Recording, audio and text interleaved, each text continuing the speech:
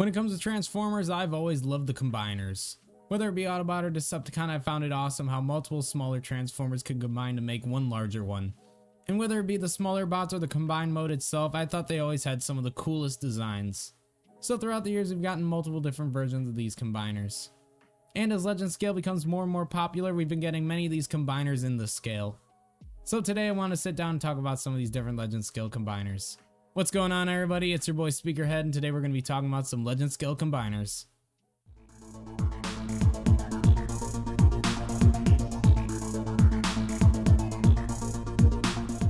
But before we get into this discussion, if you enjoy any of this sort of content and want to see more of it, make sure to like and subscribe. It really does help me out. I made it a personal goal to reach 1,000 subscribers by 2024, so if you want to help me reach that goal, make sure to subscribe.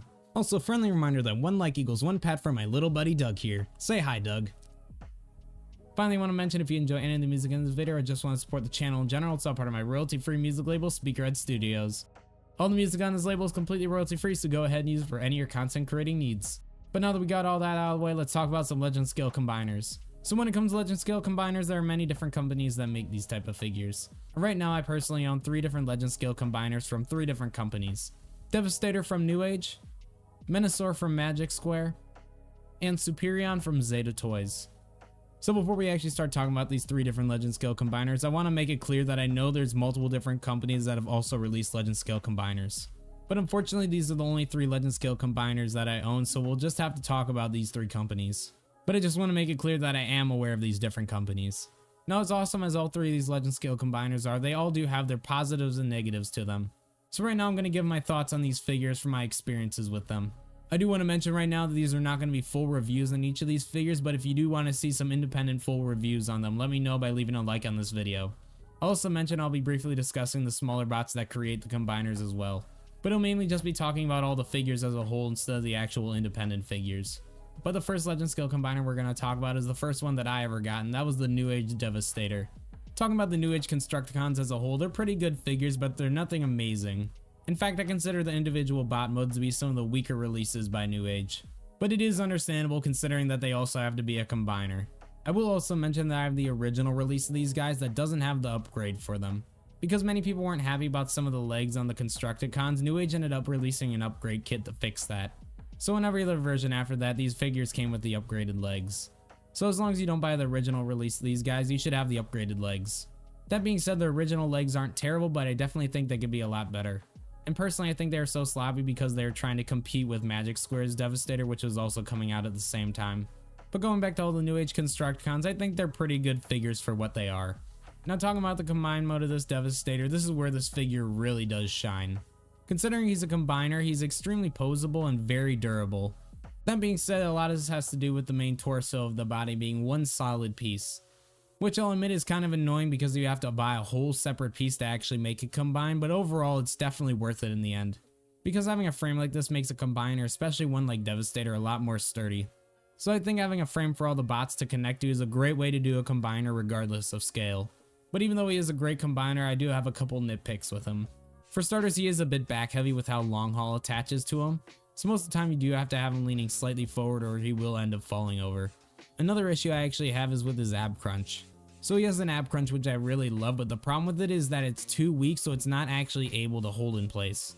So I either can't use the ab crunch at all or I have to use it all the way. There's no in between because it'll just fall out of place. And then my final nitpick about this Devastator is going to be his feet stability.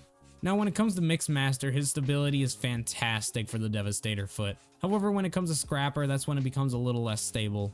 Unlike Mixmaster in his foot mode, Scrapper doesn't really have a heel in his foot mode. When I combine my Devastator, I usually turn my Scrapper's hands so they're facing backwards to act as somewhat of a heel. But even with that stability issue, Scrapper's arms sometimes like to come undone when I'm messing with the figures a lot, which is kind of frustrating. But besides those nitpicks I mentioned, I think overall this is a really awesome Devastator figure and one of the best ones that I've personally ever handled. So now that we talked about New Age's combiner, let's talk about Magic Square's combiner. So talking about the Magic Square Stunticons, they're pretty awesome figures. However, I will mention that I had a lot of issues with these individual bots. Once again, I'll get into it more if I ever make a full review on these guys. But to keep it short and sweet, I actually broke 2 parts on 2 different figures, so it was kind of frustrating because I usually don't break my figures. So I do find it frustrating how easily I was able to actually break these figures. And personally on mine, I had a lot of parts where I actually had to take a knife and shave off some of the plastic because it was too wide for the actual part it was supposed to plug into. Now before people who haven't handled Magic Square figures start thinking that this is a crappy company, let me explain some things. So my version of the Magic Square Menasor is not the original release of this Menasor. The one I bought is going to be the premium painted version. So because this is a reissue of these figures and a premium painted version of them, I feel like that has to play some factors into why I had issues. For starters, as a mold gets used to make more and more figures, the molds end up having more issues over time. Because this later releases of figures can end up having issues such as mine where it has excess plastic that can't fit in the proper ports. So that could be one of the reasons why I had issues with my Magic Square Menasor. Also because this is the premium painted version of this figure, this could affect a lot of the tolerances on my figures. Because many companies don't account for the paint making a thin layer on a lot of these parts, it ends up making a lot of tolerances extremely tight. And like I said, this could also be the other reason why I had issues with my Menasor. So I recommend if you're going to try to get this figure, maybe try to get one of the earlier releases that doesn't have a premium paint job. But going back to the Magic Square Stunticons, besides the few issues that I had, I think they are really awesome figures. But even though I had issues with the individual bots themselves, the combiner mode did not disappoint one bit. So Magic Square's Menasor is a very sturdy figure once it's all combined and put together. And the cool part about Magic Square's Menasor is that Motormaster's trailer makes the entire frame of Menasor. So if you really wanted, you could have the frame of Menasor standing with the entire combiner team.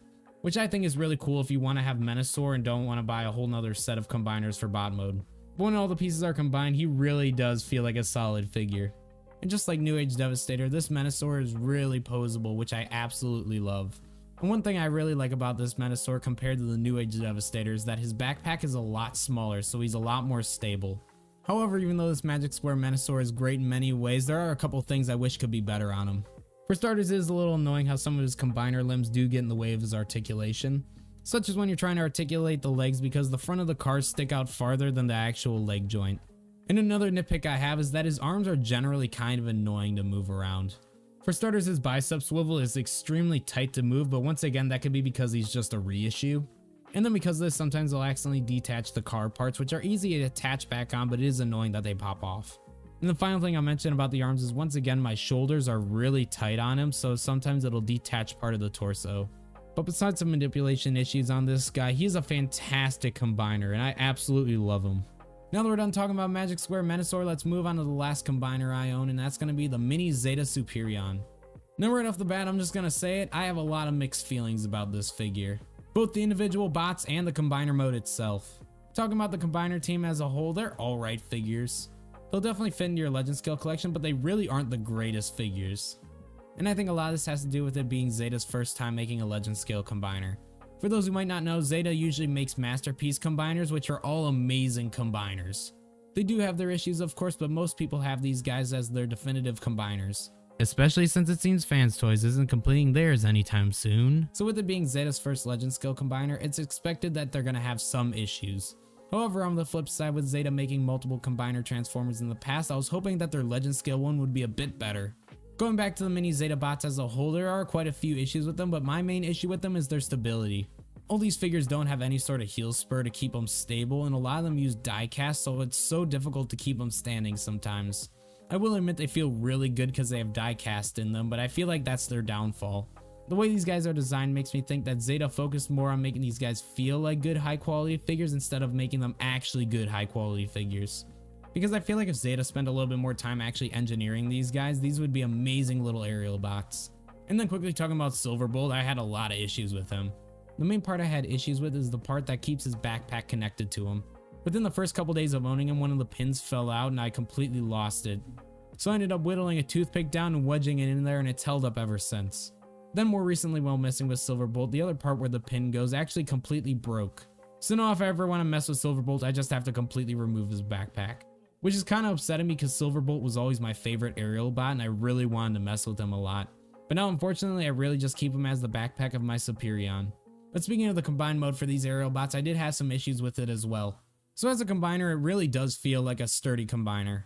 Similar to New Age Devastator, this guy has a frame for most of his body that the rest of the limbs attach to. And honestly, I think the quality of this torso is a lot better than the New Age one. For starters, the Mini Zeta Superion's chest is made of die cast, which gives it that really hefty feel.